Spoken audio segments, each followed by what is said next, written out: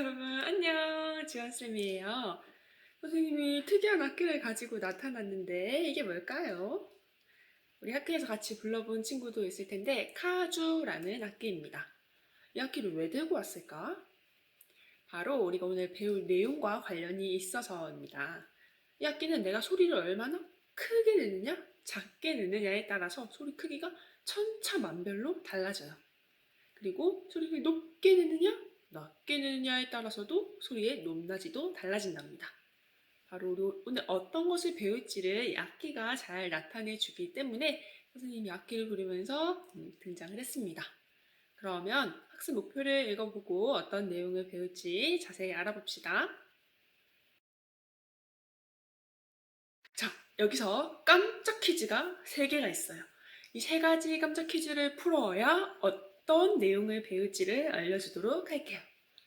선생님이 소리를 들려줄 거예요. 이 소리를 잘 들어보고 어떤 소리인지 여러분이 맞추는 것입니다. 여러분이 생각한 소리를 학습지 첫 번째 문제에 써주세요. 그러면 첫 번째 퀴즈부터 한번 들어볼까요?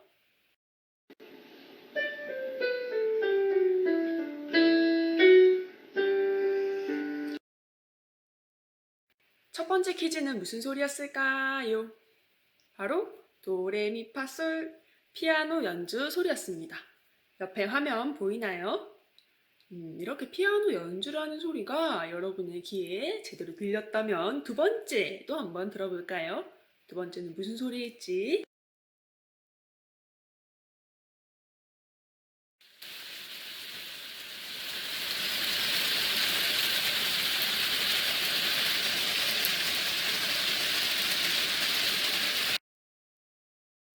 두 번째 소리는 무슨 소리였을까요? 바로 주룩주룩주룩주룩 비가 내리는 소리였습니다. 옆에 화면 보이죠? 얼마 전에 비가 아주 세차게 내릴 때 선생님이 동영상으로 찍어 놓은 것이에요. 두 번째, 비 오는 소리도 잘 들었나요? 그러면 마지막은 조금 헷갈려요. 그래도 집중해서 한번 들어봅시다.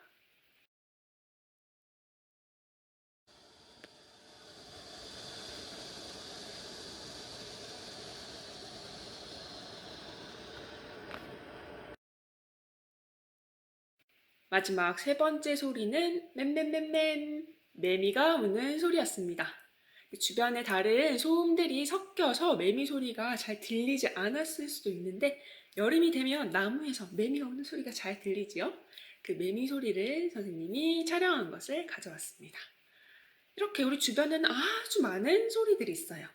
이렇게 각각의 소리에 집중하는 시간을 가져보려고 오늘 과학 공부를 해보려고 합니다.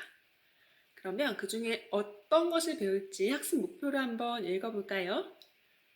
선생님이랑 함께 읽어봅시다. 준비. 첫 번째부터 시작. 소리의 크기와 높낮이를 구별할 수 있다. 소리의 크기 그리고 높낮이를 여러분이 어떻게 다른지 구별할 겁니다. 그 다음에 두 번째 준비. 시작. 우리 주변의 소리를 찾을 수 있다. 네, 우리 주변에는 어떤 소리가 나는지 여러분이 잘 들어보고 선생님에게 말해주면 되겠어요. 그러면 첫 번째 활동을 해볼까요? 출발!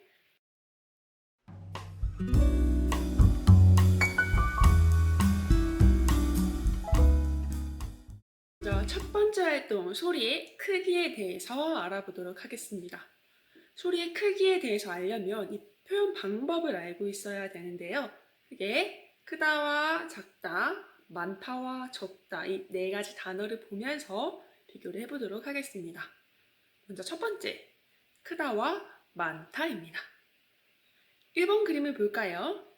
1번 그림을 보면은 사과 바구니에 사과가 몇 개 있지요?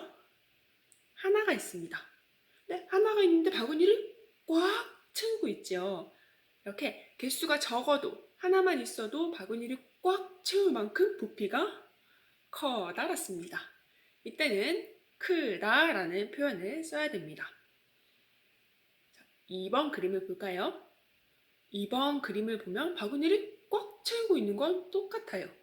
그런데 사과의 개수가 다르지요. 1번 그림에는 사과가 하나가 있어도 꽉 채웠지만 2번 그림에는 사과가 여러 개가 모여서 바구니를 가득 채우고 있습니다. 이렇게 개수가 여러 개 있는 것을 많다라고 합니다. 이렇게 부피를 나타낼 때에는 크다라고 하고 개수를 나타낼 때에는 많다라는 표현을 써야 되겠지요. 그렇다면 이제 반대 뜻을 한번 알아볼까요? 반대 뜻은 작다와 적다가 있습니다. 먼저 작다부터 볼까요? 3번 그림은 1번 그림과 비교를 해볼게요.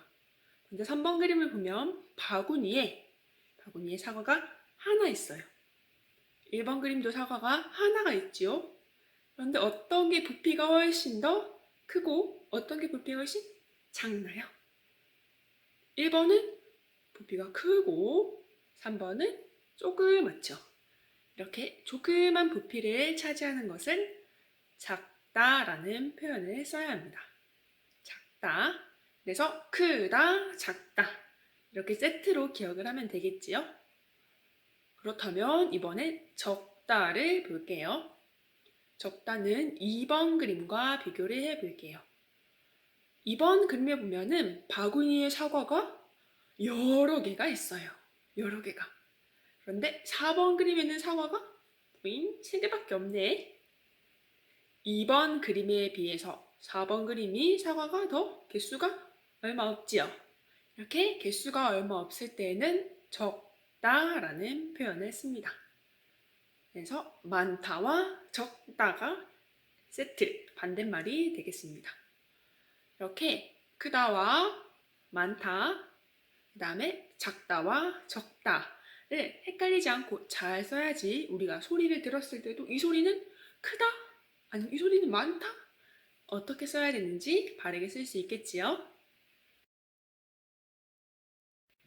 이렇게 소리의 크기를 어떻게 표현하는지 배웠는데요. 그렇다면 여러분이 직접 소리를 찾아서 듣고 이것은 큰 소리입니다. 작은 소리입니다 하고 선생님에게 알려주어야 해요. 그렇다면 어떤 것이 큰 소리고 어떤 것이 작은 소리일까요? 큰 소리는 들었을 때 깜짝 놀라거나 귀가 아파 하는 소리를 큰 소리라고 해요. 대표적으로 비행기가 출발할 때 내는 소리나 우리 길 가다가 자동차 빵빵 울리는 경적 소리 같은 것이 큰 소리라고 할 수가 있겠습니다.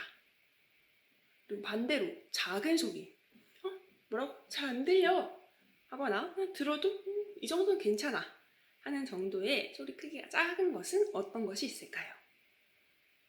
아기들이 새글새글 숨 쉬는 소리는 아주 작은 소리가 되겠죠. 그리고 휘파람 부는 소리도 멀리 있으면 잘 들리지 않는 작은 소리라고 할 수 있습니다. 이렇게 사람들마다 들었을 때 이건 큰 소리야, 작은 소리야 느끼는 건 다를 수 있는데 여러분에게 큰 소리와 작은 소리는 어떤 것이 있는지 잘 찾아보고 학습지에 써보도록 합시다.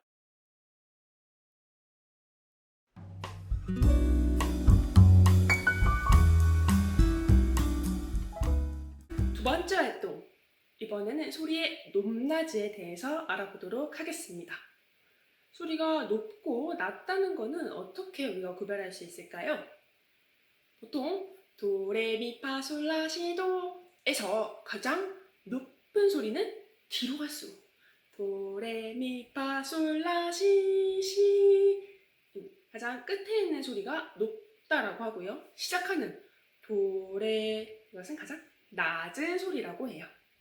보통 낮은 소리 하면 아저씨들, 삼촌들, 형아들 목소리가 하는 굵은 목소리가 나지요. 이런 것을 낮은 소리라고 하고 반대로 높은 소리는 꾀꼬리, 새가 우는 것처럼 이렇게 가느다란 소리를 높은 소리라고 합니다.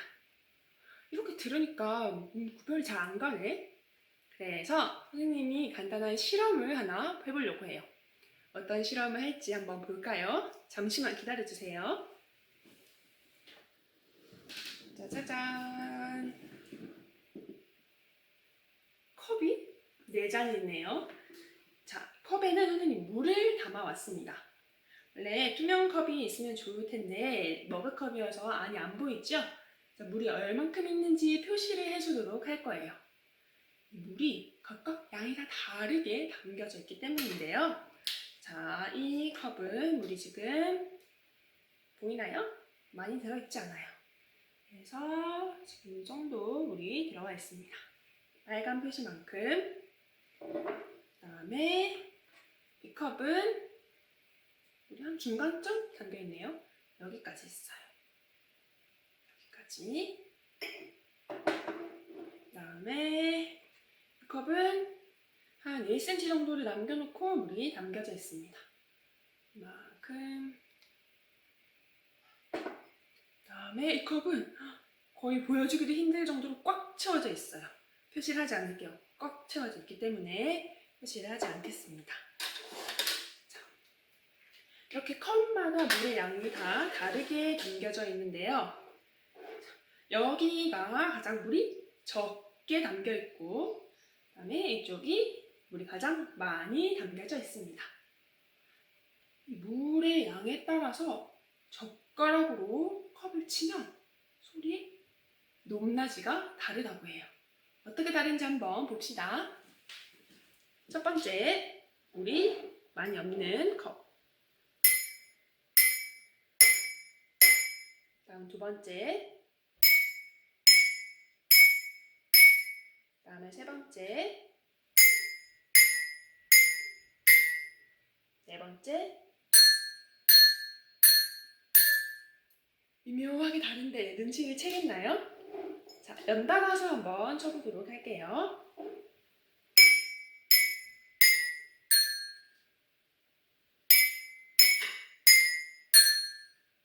한 번 더.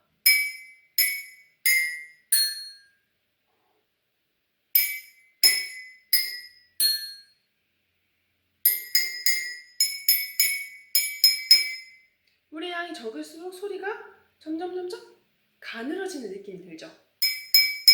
그 다음에 물의 양이 많으면 조금 덜 가늘.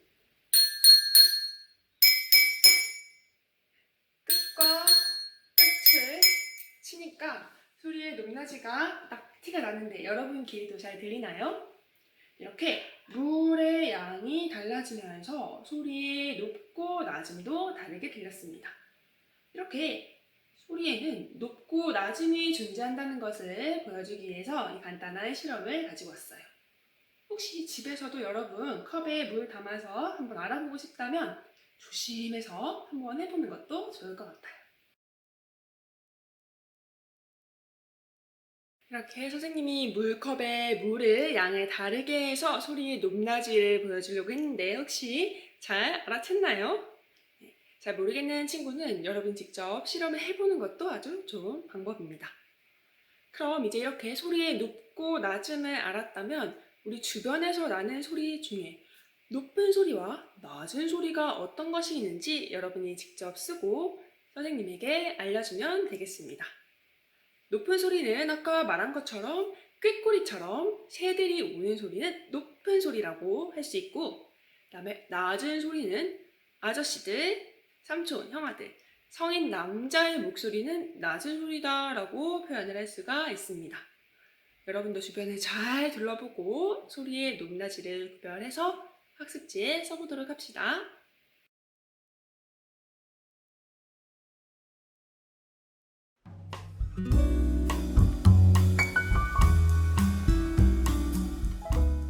긴 시간에 걸쳐서 소리의 크기 그리고 높낮이에 대해서 알아봤는데요. 왜 이걸 알아봤느냐? 바로 우리 주변의 소음들, 생활 소음은 어떤 것이 있는지 관심을 가져보기 위해서였습니다. 그렇다면 장소별로 어떤 소리들, 어떤 소음들이 나는지를 이번에 생각해 보도록 할게요.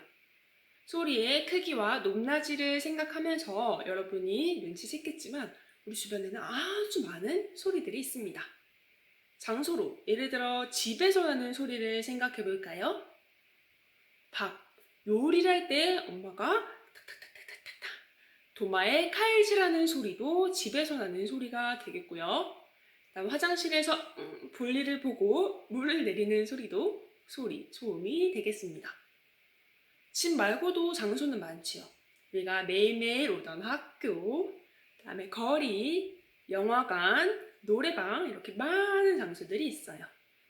여러분들이 잘 생각을 해보고 우리 주변에 있는 소리들은 어떤 것들이 있는지를 생각하고 찾아보도록 합시다. 이렇게 우리 주변에서 집, 학교, 거리에선 어떤 소리가 나는지를 찾아서 썼다면 오늘 여러분이 배워야 할 것은 모두 끝이 났습니다. 오늘 배웠던 소리의 크기와 높낮이 그리고 생활 주변 소음들을 잘 생각하면서 우리는 때와 상황에 맞게 소리를 크게 했다가 작게 했다가 조절할 수 있어야 해요. 선생님이 가장 마지막 줄에 질문을 하나 달아놨는데요. 시끄러운 소리, 소음을 들었을 때 여러분의 기분은 어떤지를 물었습니다. 만약에 시끄러운 소리를 들으면 내 기분이 어땠는지 아니면 그런 소리 들었을 때 기분이 어떨지를 생각해 봅시다. 내가 그런 소리를 들었을 때 기분이 너무 머리가 아파, 귀가 아파 라는 생각이 든다면 다른 사람들도 마찬가지이겠죠. 그래서 항상 이것을 생각하면서 때와 상황에 맞게 목소리의 크기를 높였다가 낮췄다가 크게 했다가 작게 했다가 조절하는 연습도 한 번씩 해보도록 합시다. 그러면 오늘 학습했던 것들 잘 기억하면서 이만 마치도록 하겠습니다. 모두들 수고 많았어요. 안녕.